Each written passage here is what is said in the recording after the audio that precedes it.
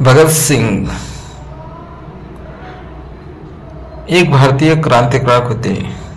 हिंदुस्थानातील British साम्राज्याविरुद्धच्या लढ्यात त्यांनी केलेल्या 2 शौर्य कार्यामुळे वयाच्या 23व्या वर्षी त्यांना फाशीची शिक्षा देण्यात आली.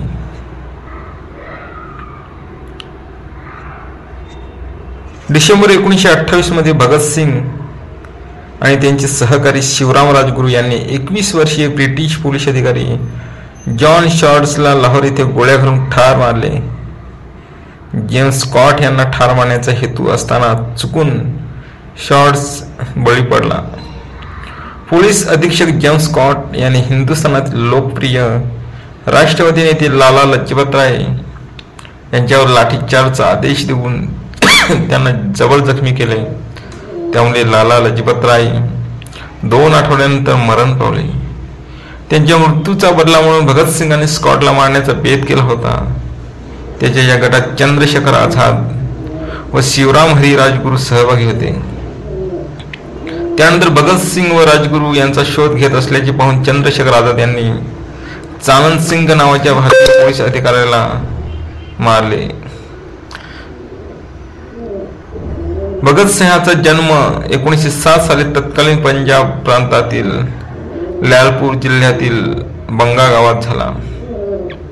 त्याच्या आईचे नाव विद्यावती व वडिलांचे नाव किशनसिंह होते. ज्यावेळेस त्याच्या वडिलांची व 2 काकांची तुरुंगातून सुटका झाली त्याच सुमारास भगतसिंगांचा जन्म झाला. त्यांच्या कुटुंबातील बरेचसे सदस्य भारतीय स्वातंत्र्य आंदोलनात सामील झाले होते, तर काही महाराजा रणजित सिंगांच्या सैन्यात होते. काही कुटुंबीय सामाजिक कार्यामध्ये सक्रिय होते. त्याचे वडील व काका हे करतार सिंग सारोभा व हरदयाल यांच्या गद्दार पार्टीचे सदस्य होते. त्यांच्या वयाच्या इतर शीख मुलांसारखे ते लाहोरच्या खालसा हायस्कूल येथे गेले नाहीत. त्यांच्या आजोबांना त्या शाळेतील लोकांची ब्रिटिश सरकारप्रती असलेली निष्ठा मंजूर नव्हती. 12 वर्ष वय असताना जालियनवाला बाग हत्याकांडाच्या नंतर भगतसिंगाने ती जागा पाहिली.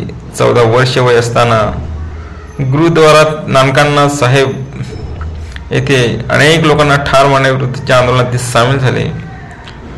गांधीजींनी असहकार चळवळ बंद केल्यानंतर भगतसिंगांचा अहिंसेच्या मार्गाबद्दल भरमनिराश झाला.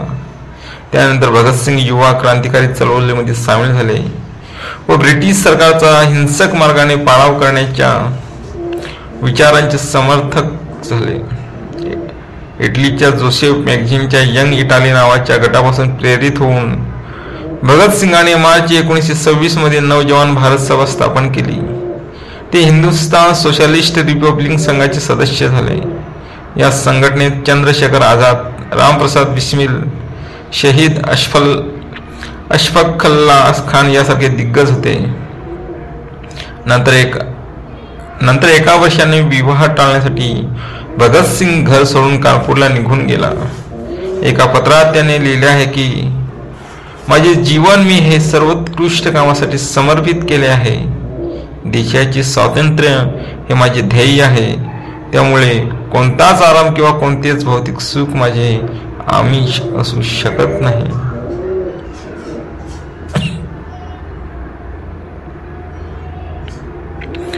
बालपण आजोबांच्या आर्य समाजी संस्कारात घालवलेले व शालेय जीवनात रोज नित्यनेमाने सकाळ व सायंकाळ प्रार्थना करणारे व गायत्री मंत्राचा जप करणारे भगतसिंग पुढे क्रांती प्रवाहात पूर्णपणे निरीश्वरवादी झाले. यामुळे त्यांना आत्मप्रौढी व घमेंडी यांची बाधा झाली आहे असे उठवले. मात्र ऑक्टोबर 1930 मध्ये त्याने लिहिलेले मी निराश्वरवादी का हे प्रकटन वाचल्यानंतर त्यांच्या महान व्यक्तिमत्वाची ओळख पटते. समाज हा प्रगत असावा. प्रत्येक घटना, समज वा परंपरा या विचारांच्या ऐरणीवर घासून त्या पटल्या तर स्वीकाराव्या. उगाच अंधश्रद्धापोटी वा कोणाच्या व्यक्तिपूजेवर खातर कसोटीवरून उतरवता कोणतीही गोष्टी स्वीकारू नये. समाज हा समभावी व शोषणमुक्त असावा. समाज रचनेत व देशाच्या रचनेत धर्म, जात हे आड येऊ नयेत. उगाच कुणाचे स्तोम वाजवून जनतेने आपल्या बुद्धीचा कस न लावता दबावामुळे पटत नसेल तरी कुणीतरी मोठे सांगत आहे म्हणून जे वास्तविक नाही वा ज्याला तात्विक पाया नाही असे काही स्वीकारू नये. समाजाची सर्वांगीण प्रगती व्हावी, पाप पुण्य स्वर्ग नरक जन्म पुनर्जन्म 84 लक्ष फेरे व त्यातून मुक्ती, मृत्यूनंतरचे जीवन वगैरे तर्कशुद्ध नसलेल्या गोष्टींवर अंधविश्वास न ठेवणारा कणखर समाज निर्माण व्हावा, यासाठी त्यांचा हा प्रयत्न होता. कामगार हा राज्याचा मुख्य घटक असावा, त्यांचे भांडवलदाराकडून शोषण होऊ नये व राज्य कारभारात त्याला स्थान असावे, असे भगतसिंगांचे आग्रही प्रतिपादन होते. अत्यंत प्रतिकूल व कष्टसाध्य असे जीवन समोर असताना त्यांचा मृत्यू स्वर्गप्राप्तीवर व या जन्मात सत्कार्य केले असता मोक्ष मिळतो व या जन्मात केलेल्या कृत्याचे फळ म्हणून पुढील जन्म अत्यंत सुखाद जातो, या गोष्टीवर विश्वास आहे, तर समोर असलेला मृत्यू पुढील प्राप्तीच्या ओढीने सुसह्य वाटू शकतो.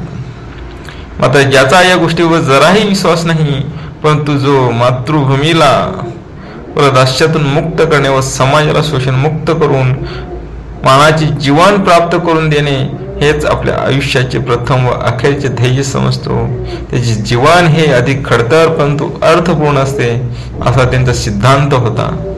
जगात जर सर्वात भयानक पाप असेल तर ते गरिबी व सर्वात मोठा शाप असेल तर तो दास्य हाच आहे.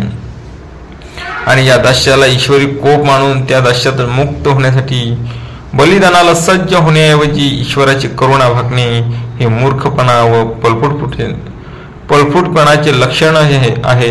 तसेच मुक्तीसाठी ठोस प्रयत्न न करता केवळ प्रार्थनाला दोष देणे हे भ्याडपणाचे लक्षण आहे, असे त्यांनी प्रतिपादिले.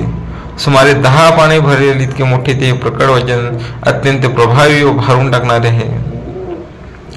हुतात्मा भगतसिंग यांच्या चारित्र्याचा अभ्यास केला असता आपल्याला समजते की त्यांनी केलेले बलिदान हे भावनेच्या आहारी जाऊन व कसल्या तरी प्राप्तीसाठी केलेले नसून ते अत्यंत सुनियोजित, अत्यंत ध्येयबद्ध व प्रेरणादायक होते.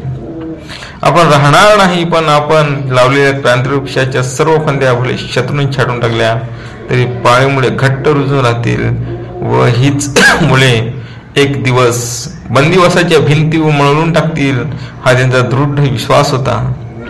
त्यांना आदरांजली वाहताना कुसुमाग्रजांच्या खालील ओळी सार्थ वाटतात.